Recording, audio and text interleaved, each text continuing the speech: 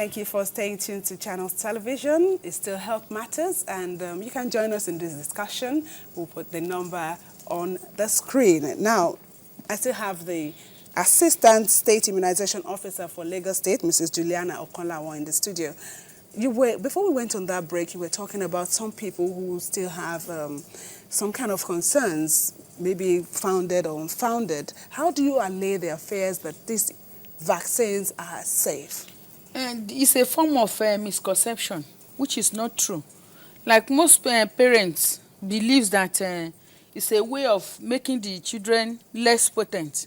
That is rendering them to be infertile in later life, which is not true. And we have been trying to convince them. That is why we do more of this awareness on the television, on the radio program, even in the streets.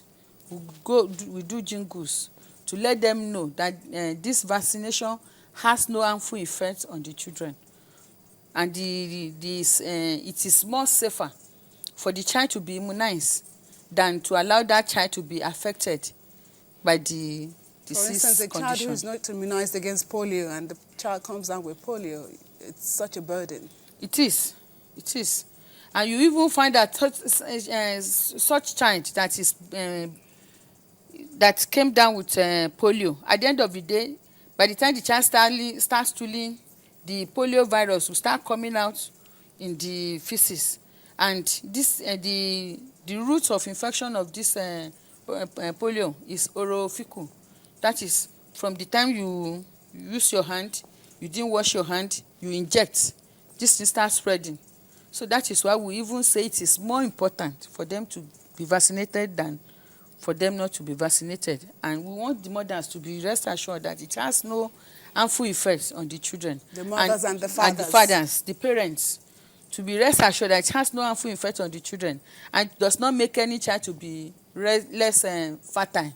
Okay. So it's a misconception. Okay, but is there any concern also in the fact that, like last week, there was the Immunization Plus days. Yes. You see some people going around the street, house to house, still giving this polio. A child that has been given once before, then you come again and give, the fear of overdose. No, there's no overdose in immunization.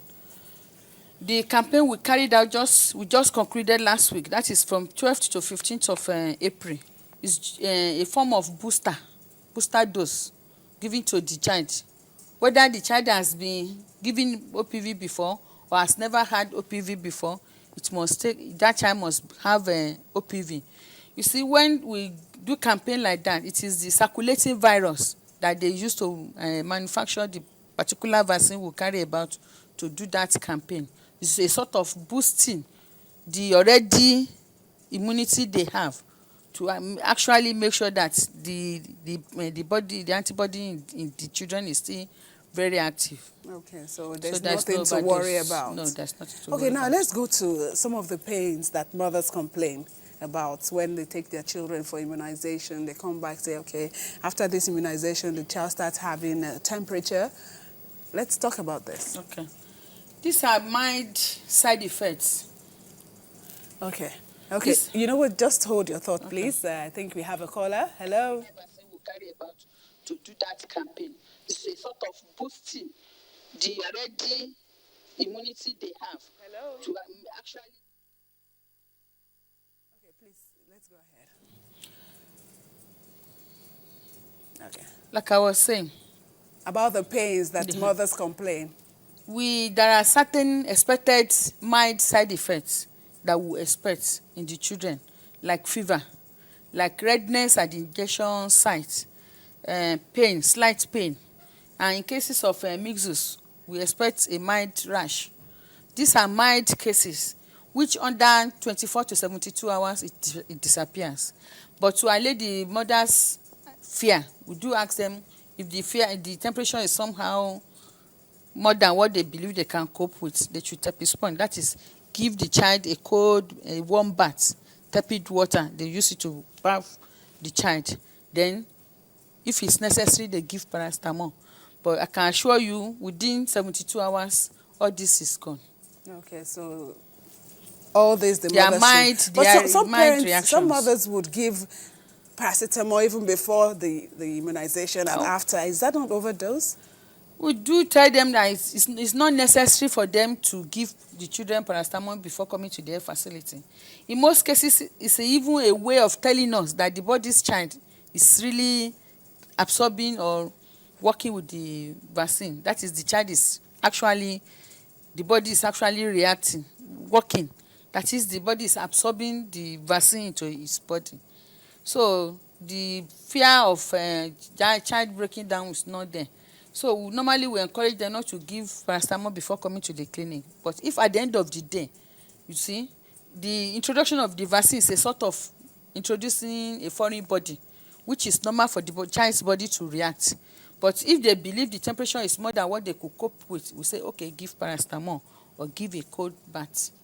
And if they believe they cannot cope, or after giving the paracetamol, the symptoms still persist, they come back to the hospital. But in normal cases, it's usually below, under 24 hours, everything is gone. And if it's more than that, then they should bring the child. Okay, now let's talk about some of the challenges that these mothers face and even the health workers when it comes to immunization. Some mothers do want to immunize their children, but they have some hindrances. Let's talk about them. Most challenges they have majorly is time wastage. And you know, it's like that now. They complain of time wastage. You know, in government hospitals, there are a lot of clients coming to the hospital for only few health workers to be attended to.